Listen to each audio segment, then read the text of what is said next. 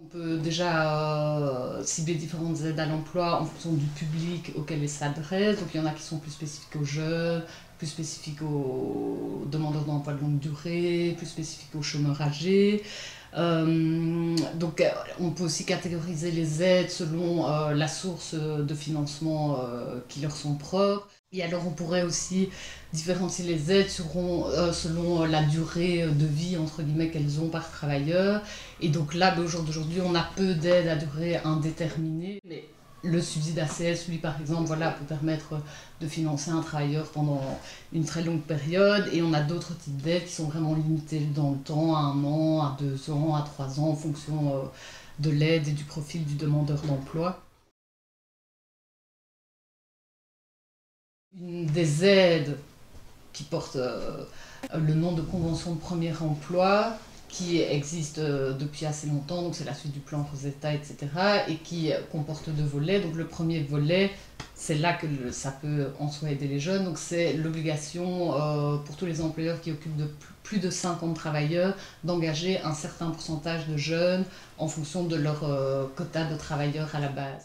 Répondre à leur quota des 3% par exemple dans le privé. Donc depuis récemment, et donc ça va peut-être multiplier toutes ces formules-là, l'employeur peut éventuellement aménager son quota de 3% en engageant entre guillemets des stagiaires. Donc ils n'auront pas le statut de travailleur salarié, qui ne seront pas rémunérés, mais ça aidera l'employeur à arriver à son quota de 3%. Donc ce ne serait pas étonnant qu'on voit de plus en plus de stagiaires voilà, présents dans des entreprises, ce qui est une bonne chose en soi, parce que c'est un premier contact avec un milieu de travail également. Parallèlement à ça, pour autant qu'il engage des jeunes là qui spécifiquement sont peu qualifiés ou vraiment très peu qualifiés, donc là on vise les jeunes qui n'ont pas de diplôme du secondaire supérieur.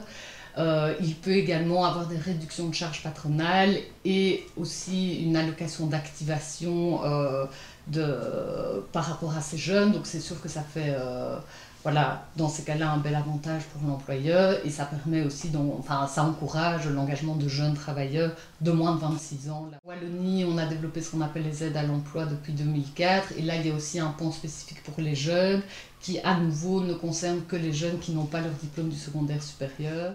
Et alors on a toujours, qui n'est pas spécifique aux moins de 25 ans, mais eux peuvent y accéder plus facilement, le programme de transition professionnelle, donc auquel les jeunes peuvent aussi accéder à partir de 9 mois de chômage ou de bénéfice du revenu d'intégration. Mais là aussi, c'est uniquement pour les jeunes qui n'ont pas le diplôme du secondaire supérieur. C'est indispensable que les pouvoirs publics interviennent dans la création d'emplois de manière générale.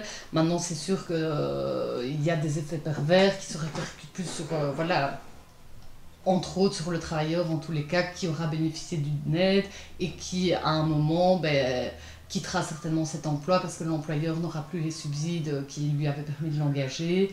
Et donc voilà, solution à long terme au niveau enfin, je sais pas, du système et de la création d'emplois. Je pense qu'on ne pourra jamais s'en défaire, mais c'est vrai que pour les travailleurs, c'est pas toujours une solution à long terme.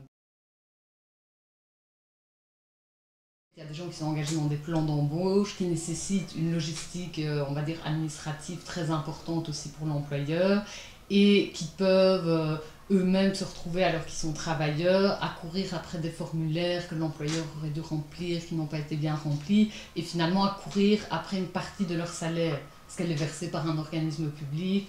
Et donc voilà, la multiplication des sources du salaire, entre guillemets, multiplie les complications administratives. En 76, il y avait déjà le stage des jeunes, et bon, c'est des systèmes qui existent depuis des années, et je ne suis pas sûre que ça résorbe vraiment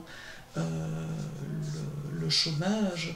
Il y a d'autres possibilités pour contrer ce mouvement, et donc je pense qu'il faut quand même réfléchir à toutes ces mesures. Ok, elles permettent de maintenir, de donner de l'emploi, mais mieux contrôler comment elles sont appliquées, comment les employeurs les utilisent, et par ailleurs, comment contrer le fait qu'on réduit les recettes de la sécurité sociale, et donc on diminue les possibilités de les dépenser, bien entendu.